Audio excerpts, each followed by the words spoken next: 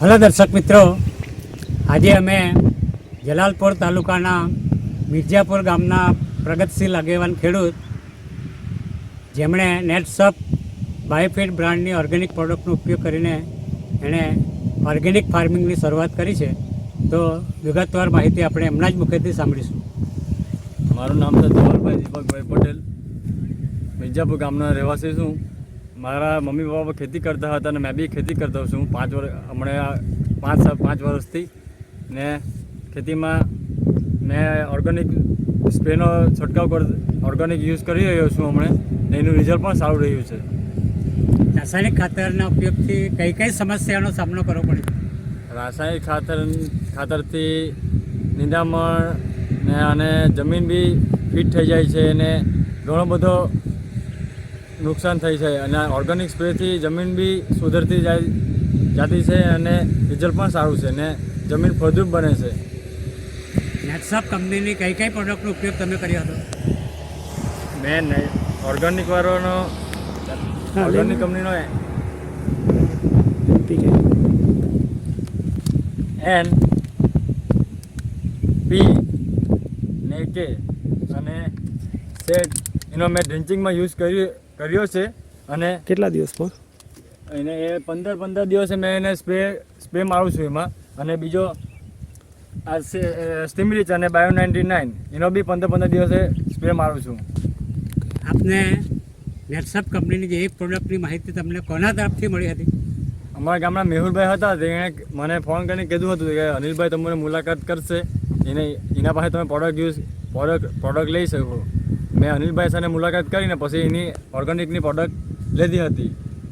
તો અનિલભાઈ તમે નેટસપ પ્રોડક્ટ વિશે તમે શું માહિતી જાણકારી આપી અને શા માટે આપી હતી તે જણાવશો? દરેક લોકો નાખે છે ખાતર તો, પણ એ સોલિડ ફોર્મેટમાં નાખે છે, યુરિયા, સલ્ફેટ, ડાયપોટ આ તે. તો આપણું જે છે એ લિક્વિડ ફોર્મેટમાં છે. તો મેં એમને એમ કીધું કે આપણી પાસે જે બેક્ટેરિયા છે એ નાઇટ્રોજન N એટલે એઝોટોબેક્ટર નામના બેક્ટેરિયા છે. એ હવામાંથી 78% નાઇટ્રોજનને ખેંચીને જમીનમાં એના છોડને આપવા માટે એ કામ કરશે. એટલે આ ખૂબ બેક્ટેરિયા બેઝ છે. આની અંદર લખેલું છે કોલોની ફોર્મિંગ યુનિટ 10⁻12 એટલે 1 mlની અંદર 1 લાખ કરોડ બેક્ટેરિયા છે કે જે દિવસે દિવસે વધતા જાય છે. ત્યાર પછી પીની અંદર પોટેશિયમ સોલ્યુબલાઇઝ બેક્ટેરિયા છે. સોલ્યુબલાઇઝ એટલે અત્યારે જે ખાતર વર્ષોથી ખેડૂતો નાખે છે, પરંતુ એક ખેતરની અંદર શું થાય છે કે એ એમને એમ પડેલું રહે છે. હવે એ ફોસ્ફરસ અત્યારે કંઈ કામ આવતું નથી, પણ જેવું આપણે એને આ બેક્ટેરિયા આપણે નાખીએ સોલ્યુબલાઇઝ, એ એને ફેરવવાનું કામ કરશે, એટલે એને ઉપયોગમાં લાવવા માટે મદદરૂપ કરશે. એક ઉદાહરણ તરીકે હું તમને સમજાવું તો જેવી રીતે આપણે ઘઉં આપણે ખાઈએ છીએ તો સીધા કાચા ઘઉં આપણે ખાતા નથી, પણ આપણે એને અલગ ફોર્મેટમાં પહેલાં એને દળાવી નાખીએ, એટલે એને લોટ બનાવી નાખીએ. લોટ બનાવ્યા પછી આપણે એને રોટલી બનાવીએ, અને રોટલી બનાવ્યા પછી રોટલીને આપણે ખાઈએ, એટલે આપણા અંદર એ પાચન થાય. તે જ રીતે ફોસ્ફરસ છે જમીનમાં પણ છે, પણ એ છોડને અત્યારે મળવા પાત્ર નથી. જ્યાં સુધી એ સોલ્યુબલાઇઝ બેક્ટેરિયા એને કન્વર્ટ નહીં કરે ત્યાં સુધી એ છોડને મળવાનું નથી. તો આ બેક્ટેરિયા છે અને બેક્ટેરિયા એને છોડમાં કન્વર્ટ કરવા માટે મદદરૂપ થાય છે. આ છે કે પોટાશ. તો પોટાશ પણ જમીનમાં પડેલો જ છે, વર્ષોથી ખાતર ખેડૂત નાખે જ છે, પરંતુ એ પોટેશિયમ મોબિલાઇઝ બેક્ટેરિયા છે. એને મોબિલાઇઝ કરશે, એક જગ્યાએ ભેગા કરીને છોડને પહોંચાડવા સુધી મોબિલાઇઝ કરવામાં મદદરૂપ થશે. બરાબર. તો આ બધી વસ્તુ જો મોબિલાઇઝ થાય તો આના જે અત્યારે જે આપણે રીંગણ જોઈ રહ્યા છે, રીંગણની જે ક્વોલિટી જોઈ રહ્યા છે, તો એ પોટાશને આભારી છે. બરાબર. તો આ બધા ખાતરો જે આપણે નાખીએ છીએ બધા જ ઓર્ગેનિક છે. એની અંદર નાખેલું છે સેટ લખેલું છે, તો સેટ એક લખેલું છે કે સ્ટેબલ ઓર્ગેનિક ફર્ટિલાઇઝર છે. બરાબર. તો આ બધા જ વસ્તુ ઓર્ગેનિક છે. તે જ રીતે જે રીતે એમણે છંટકાવની વાત કરી, સ્ટીમરીચ અને બાયો 99. તો સ્ટીમરીચ એક ગ્રોથ પ્રમોટર છે.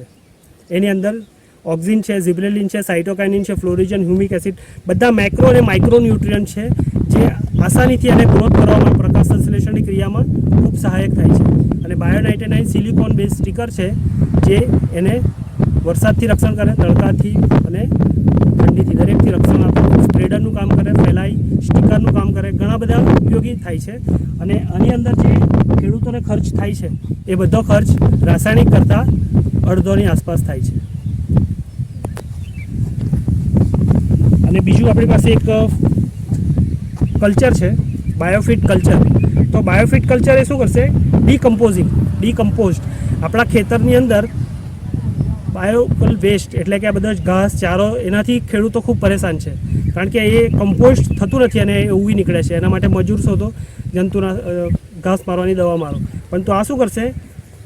જમીનની અંદર રહેલા જે વેસ્ટ છે એને કોવાળવાનું કામ કરશે અને એ અંદર સડી જશે અને ખાતર બની જશે અને ખાતર બનીને એને છોડવાને મદદરૂપ થશે. જેમ દરેક ઝાડના પાન પડે છે અને નીચે સડી જાય છે, પણ કોઈક વાર આ નિંદામણ ઉગી નીકળે છે. એને પણ સડાવવા માટે આ ખૂબ જ ઉપયોગી કલ્ચર છે, જે 1 વીઘાની અંદર તમે 1 લીટરનો ઉપયોગ કરી શકો છો.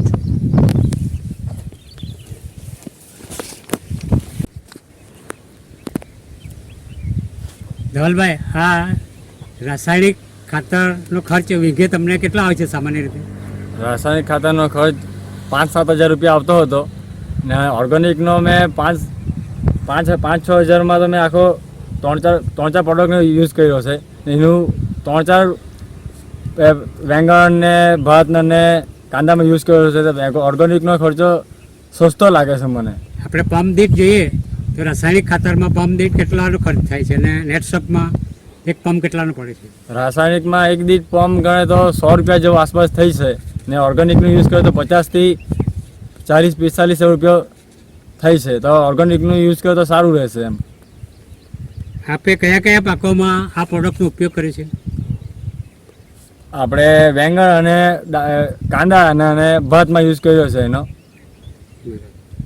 તો રીંગણમાં કઈ જાતના રીંગણનો પાક કર્યો છે તમે? રીંગણમાં અમે ભૂરિયા મુકતા મોતીને મેં બનાવ્યા છે. 2500થી 2300 છોડ લગાવ્યા છે મેં અને 15 વાહામાં. તો એના ઉપયોગથી રીંગણમાં કેટલો ઉતારો થશે અને આર્થિક લાભ કેટલો થશે તે જણાવશો? હમણાં તો રીંગણનો ઉતારો 10 મણ નીકળતો છે, પણ મારા આ 10-12 વનીમાં 100 મણ જેવો વેંગણ નીકળી ગયા છે મારા ખ્યાલ પ્રમાણે. હજુ મેં 400 મણ વેંગણ નીકાળું એવી મારી શક્યતા છે એમ. ને આનું પ્રોડક્ટ 15 દિવસ યુઝ કરું એટલે પ્રોડક્શન બી વધારે વધતું જાય છે મારું. તો કુલ આર્થિક ફાયદો કેટલાક રૂપિયાનો થશે? આના કારણે 200 રૂપિયા ભાવ રહેશે તો બી મારા ખ્યાલ પ્રમાણે લાખ રૂપિયા જેવું ઉત્પાદન થશે એવું મને આશા છે. ફાયદો થશે. તો આ નેટસપ કંપનીની પ્રોડક્ટથી તમને સંપૂર્ણ સંતોષ છે? હા, ઘણો સંતોષ છે. તો તમે તમારા જેવા બીજા અન્ય ખેડૂત મિત્રોને શું સંદેશો આપશો? આ ઓર્ગેનિક યુઝ કરે તો સારું રહેશે ને એનું રિઝલ્ટ પણ સારું છે ને સસ્તામાં સસ્તું છે. આપણે રાસાયણિક કરતાં વધારે સસ્તું છે ને આપણે વધારે યુઝ કરી શકીએ છીએ. તો કેટલાક ખેડૂત મિત્રો તમારા વિડીયો જોશે અને ત્યાર પછી જે કદાચ તમારો સંપર્ક કરવા માંગતા હશે તો તમારો મોબાઈલ નંબર આપશો? હા, આપશો ને. 9737414322. આ વાર્તાલાપ માટે તમે જે કિંમતી સમય ફાળ્યો અને સહકાર આપ્યો તે બદલ તમારો આભાર. ધન્યવાદ. Thank you. થોડુંક આપણે લાગ જોઈ લઈએ સાથે. ક્વોલિટી 1 નંબર છે. ક્વોલિટી હોય તો પૈસા પણ મળવાનો છે.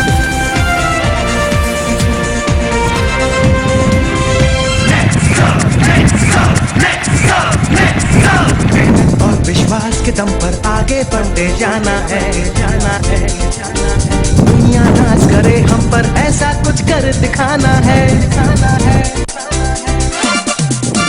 हाँ, मेहनत और विश्वास के दम पर आगे बढ़ते जाना है. दुनिया नाज करे हम पर ऐसा कुछ कर दिखाना है. हर सपना पूरा कर सकते हैं, बात है ये गर्व की.